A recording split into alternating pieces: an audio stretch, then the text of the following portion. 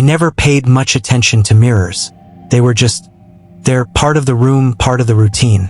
Something you look at without really looking. But that changed the night I first noticed something wrong with my reflection. It was around 1 a.m. I woke up thirsty and walked to the kitchen. As I passed by the bathroom, I caught a movement in the mirror from the corner of my eye. Naturally, I assumed it was just me moving.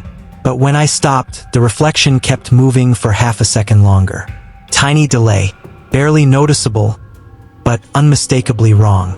A chill crawled up my spine. I told myself I was exhausted, drank some water, and went back to bed, refusing to look into the mirror again. The next morning, it happened again. As I brushed my teeth, I noticed my reflection standing just a little differently. My shoulders weren't slouched like that. My head wasn't tilted at that angle. I moved slightly to test it, the reflection followed, but again with that tiny lag. So small I could have dismissed it, but I knew. I waved my arms, tilted my head, raised an eyebrow. After a few attempts, the delay vanished. The mirror looked normal again, but the pressure between my shoulder blades, the feeling of someone standing behind me, remained. The real horror began on the third night. I woke up to a faint scraping noise, like a finger lightly dragging across glass. I thought it was the window at first, but no, the sound was coming from inside the apartment. Still half asleep, I walked into the bathroom and turned on the light, and that's when I saw her. At first I thought it was just a shadow. She stood far behind me, impossibly far because in reality there was a wall there. She was tall, unnaturally thin, her long dark hair hanging in wet, tangled strands. I couldn't see her face. It was tilted down, completely hidden by hair. But her hands were long, bony, with fingers too slender to be human. I froze, couldn't breathe, couldn't blink. Everything around me felt silent, unnaturally silent, as if sound had been removed from the world. The worst part wasn't that she stood behind me in the mirror. It was that behind me in real life, there was nothing. I turned around slowly. Empty room, cold white light, nothing there. But in the mirror, she was still standing. When I blinked again, she was gone. I didn't sleep that night.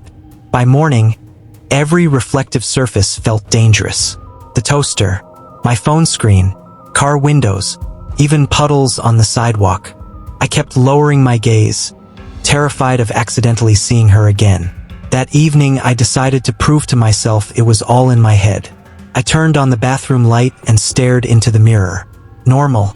Turned the light off. Normal. Moved left and right. Normal. I leaned in closer. That was my mistake. In the mirror's background, the lighting seemed slightly dimmer, darker than the real bathroom.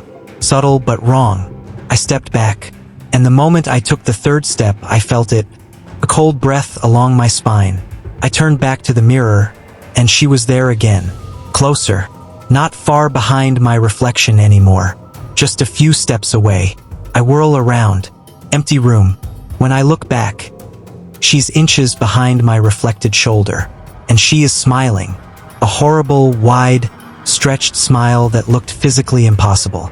Her eye sockets weren't eyes, just deep, endless black holes. She tilted her head slowly, like studying me.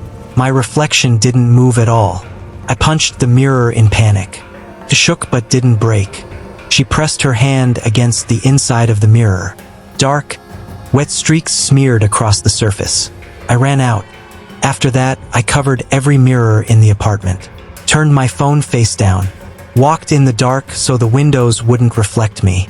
I thought avoiding reflections would help. Didn't.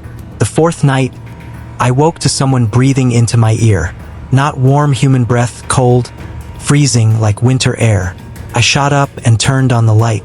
Empty room, but on my laptop's glossy surface, I saw a wet handprint.